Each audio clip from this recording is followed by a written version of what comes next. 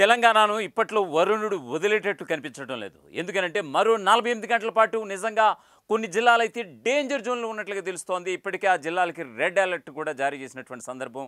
ఎందుకంటే మొన్నటికి మనం చూసాం ఉత్తర తెలంగాణ ఎంతలా వణికిపోయిందో.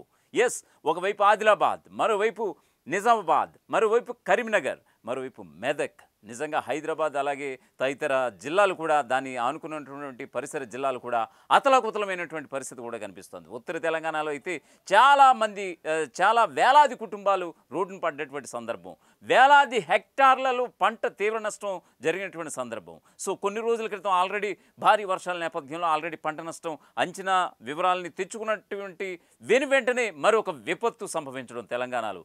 ఎస్, ఖచ్చితంగా. ఎందుకంటే ఒకవైపు బే ఆఫ్ బెంగాల్ కావచ్చు, మరోవైపు అరేబియా సముద్రంలో కావచ్చు, ఏర్పడినటువంటి అల్పపీడన ప్రభావంతో ద్రోణి ఎఫెక్టులతో ఖచ్చితంగా తెలంగాణకి నలువైపులా నలుదిక్కుల ముప్పేట దాడి నిజంగా వరుణుడు సృష్టిస్తున్నాడంటే గనక, నిజంగా ఒక జల్ ఖడ్గం నిజంగా తెలంగాణపై పడిందనంటే గనక అంతటి విపత్తు నిజంగా ఈరోజు మనం కళ్ళ ముందు చూస్తున్నాం. ఎంతోమంది రోడ్డును పడిపోయినటువంటి సందర్భం. నిజంగా పట్టణాలని లేదు, పల్లెలని లేదు, నిజంగా జలదిగ్బంధంలో మునిగిపోయి కొట్టుకుపోయినటువంటి సందర్భం. అయితే మృతుల సంఖ్య కూడా ఇప్పటి వరకు కూడా మనకి ఎలాంటి అధికారిక సమాచారం లేదు. చాలామంది చనిపోయారనేటువంటి ఒక అనుమానాలు అయితే బలంగా వ్యక్తమవుతున్నాయి. సో దీనికి సంబంధించి అయితే ఏ జిల్లాల్లో వాతావరణ శాఖ రెడ్ అలర్ట్ జారీ చేసింది, ఇటువంటి వార్తకు సంబంధించి మీకు పూర్తి స్థాయి డీటెయిల్స్ ఇచ్చే ప్రయత్నం అయితే నేను చేస్తాను. తెలంగాణ జిల్లాలపై వరుణుడు దండయాత్ర చేస్తున్నాడా అన్న చందంగా వర్షాలు కురుస్తున్నాయి. ఎడతెరిపి లేకుండా కురిసిన వర్షాలకు ఇప్పటికీ ఉమ్మడి ఆదిలాబాద్, నిజామాబాద్ జిల్లాలు వరదల్లో మునిగిపోయాయి. జాతీయ రహదారులు సైతం వరదల తాకిడికి దెబ్బతినడంతో హైదరాబాద్కు రాకపోకలు స్తంభించిపోయాయి. వేలాది ఎకరాల్లో పంటలు నీట మునిగి రైతన్నలు తీవ్రంగా నష్టపోయారు.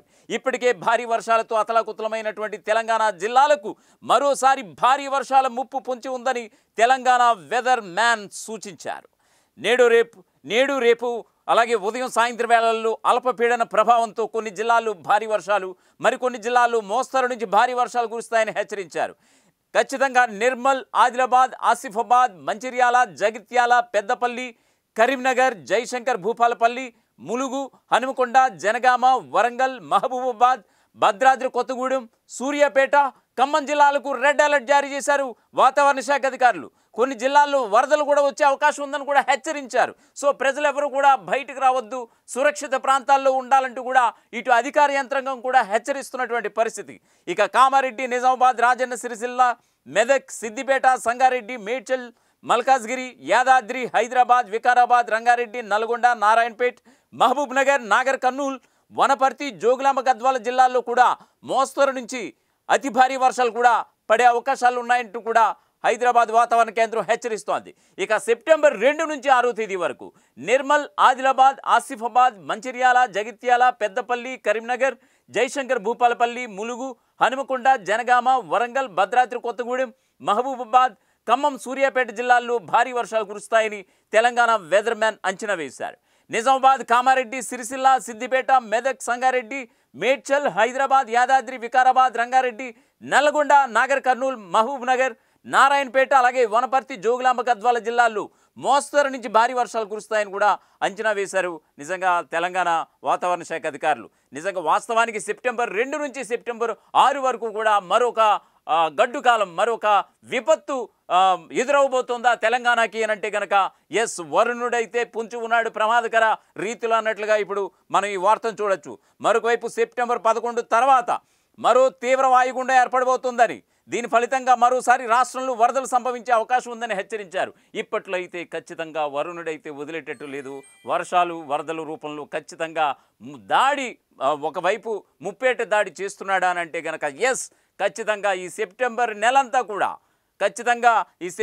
నెలంతా కూడా తెలంగాణ మొత్తం అంతా కూడా వానలు, వరదలతో నిజంగా కొట్టుమిట్టాడుతుందనంటే కనుక ఎస్, ప్రస్తుతం అయితే వాతావరణ శాఖ, భారత వాతావరణ శాఖ కావచ్చు, హైదరాబాద్ వాతావరణ శాఖ కావచ్చు, పలువురు ఆల్రెడీ ఇప్పటికే దీనిపైన ఒక అవగాహన ఉన్నటువంటి వాతావరణ శాఖ అధికారులు కూడా కావచ్చు, అందరూ కూడా ఒకటే చెప్తున్నారు, చాలా జాగ్రత్తగా ఉండాల్సిన రోజు ఇది. ఖచ్చితంగా రోజులు ఇవి. సెప్టెంబర్ మాసం ఇంకా మరింత గడ్డుకాల పరిస్థితులు ఉండబోతున్నాయి. సో ఉత్తర తెలంగాణ, మరోవైపు హైదరాబాద్ జిల్లా సహా దాని పరిసర జిల్లాలు కూడా చాలా ఎఫెక్ట్ పడబోతుంది అనేటువంటి ఒక బలమైనటువంటి వాదన అయితే వారంతా కూడా తీసుకొస్తున్నారు.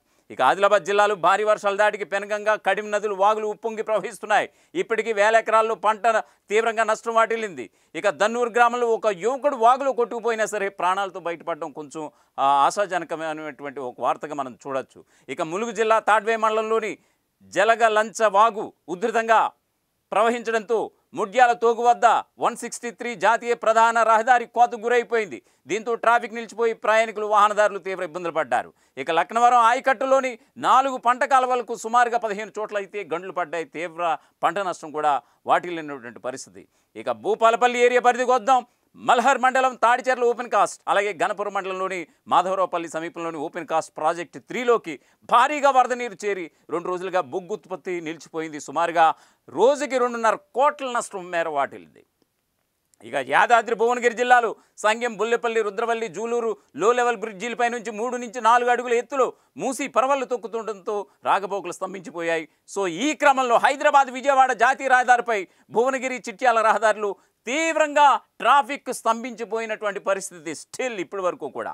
ఇక మంగళవారం నుంచి కురిసిన వర్షానికి వికారాబాద్, మేడ్చల్, రంగారెడ్డి జిల్లాల పరిధిలోని వాగులు పొంగి ప్రవహిస్తున్నాయి. గండిపేట, హిమాయత్ సాగర్ నిండు కొండలు తలపిస్తున్నాయి ఇప్పటి వరకు కూడా. ఇప్పటికీ ఇక సత్తుపల్లి విషయానికి వద్దాం. సత్తుపల్లిలో సింగరేణి ఓపెన్ కాస్ట్ ఉంది. అక్కడ బొగ్గు ఉత్పత్తి సైతం నిలిచిపోయినటువంటి సందర్భం. రోజుకి వందలాది కోట్లు తీవ్రమైనటువంటి నష్టం వాటిల్లినటువంటి సందర్భం. ఇక ఎంతమంది చనిపోయారు ఈ ఒక్క వర్షాలకి? గడిచిన 4-5 రోజుల విషయానికి చూసుకుంటే కనుక కామారెడ్డి జిల్లాలో భారీ వర్షాలు వరదల దాటికి 2 వ్యక్తులు మృతి చెందారు. రాజంపేటలో ఇప్పకాయల వినయ్ కుమార్ అనే 29 ఏళ్ల యువకుడు ఇంట్లో నిద్రిస్తుండగా బుధవారం తెల్లవారుజామున వరద ఒక్కసారిగా రావడంతో గోడకూలు మృతి చెందాడు. మృతుడు గుండారం గ్రామంలో పల్లి దవాఖానాలో వైద్యుడిగా కూడా పనిచేస్తున్నాడట. ఇక బీబీపేట మండలం జనగామలో కప్పెర రాజరెడ్డి గ్రామ శివారులోని తన పశువుల పాక వద్దకు వెళ్ళగా ఎడ్లగట్ట వాగు వరదతో ఒక్కసారిగా పోటెత్తడంతో ఆ వరదలో కొట్టుకుపోయి మృతి చెందినట్లుగా తెలుస్తోంది. ఇక మెదక్ జిల్లా రాజపేట గ్రామం గంగమ్మ వాగులో ఆటో వరద ఉద్రికి కొట్టుకుపోయింది. అందులో ఉన్నటువంటి బెస్త సత్యనారాయణ, యాదగౌడ్లు కూడా కొట్టుకుపోయారు. వారిలో సత్యనారాయణ మృతదేహం లభ్యమైంది. మరొక వైపు యాదగౌడ్ మృతదేహం కోసం ప్రస్తుతం గాలింపు చర్యలు అయితే కొనసాగుతున్నాయి.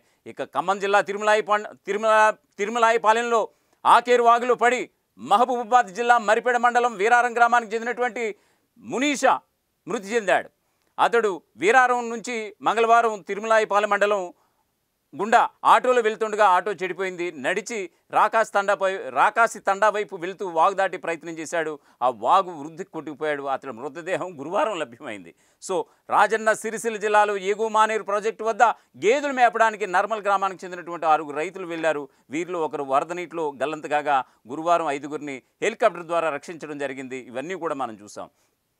ఇక ఈ భారీ వర్షాల ఎఫెక్ట్తో తెలంగాణలో భారీ వర్షాల ఎఫెక్ట్తో నిజంగా పరీక్షలు కూడా వాయిదా పడినటువంటి సందర్భం. శుక్ర శనివారాల్లో జరిగే అన్ని పరీక్షలను కూడా వాయిదా వేసింది జేఎన్టీయూ.